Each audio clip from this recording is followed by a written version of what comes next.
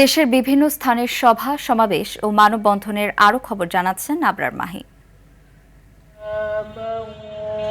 গণভোটের প্রচার জোরদার ও ভোটারদের সচেতন ও উদ্বুদ্ধ করার লক্ষ্যে শরীয়তপুরে জেলা ইমাম সম্মেলন অনুষ্ঠিত হয়েছে। শরীয়তপুর পৌর অডিটোরিয়াম মাঠে এ সম্মেলনের আয়োজন করা হয়।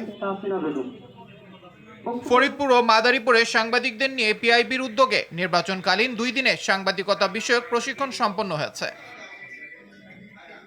কুমিল্লা সিটি কর্পোরেশনের সামনের গুরুত্বপূর্ণ সড়ক সংকুচিত করে জেলখানার নতুন দেয়াল নির্মাণের প্রতিবাদে মানববন্ধন অনুষ্ঠিত হয়েছে। কুমিল্লা জেলখানা ও সিটি কর্পোরেশনের সামনে কুমিল্লা সচেতন নাগরিকের ব্যানারে এ মানববন্ধন অনুষ্ঠিত হয়।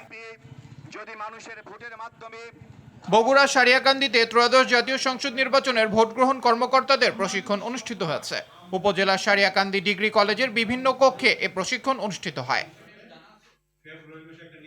বেনাপোল স্থলবন্দর কর্মচারীদের অধিকার ভাতা বন্ধের প্রতিবাদ এবং পুনরায় চালুর দাবিতে মানববন্ধন কর্মসূচি পালন করেছেন বেনাপোল স্থলবন্দর কর্মচারী দাবি আদায় পরিষদ।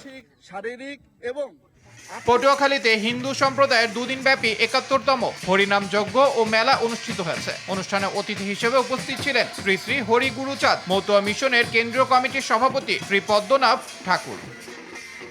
নরসিংদীর রায়পুরা প্রাইমারি টিচার্স ট্রেনিং ইনস্টিটিউটের 1430তম স্কাউটিং বিষয়ক ওরিয়েন্টেশন কোর্স এবং সার্টিফিকেট বিতরণ অনুষ্ঠিত হয়।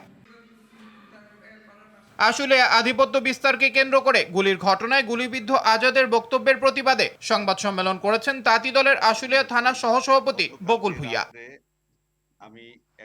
দেশের সর্ববৃহৎ স্থলবন্দর বেনাপোল দিয়ে 4 চালানে 510 মেট্রিক টন চাল আমদানি করা হয়েছে। 14টি ট্রাকে এসব চালান বন্দরে 31 নম্বর ট্রান্সশিপমেন্ট ইয়ার্ডে প্রবেশ করে।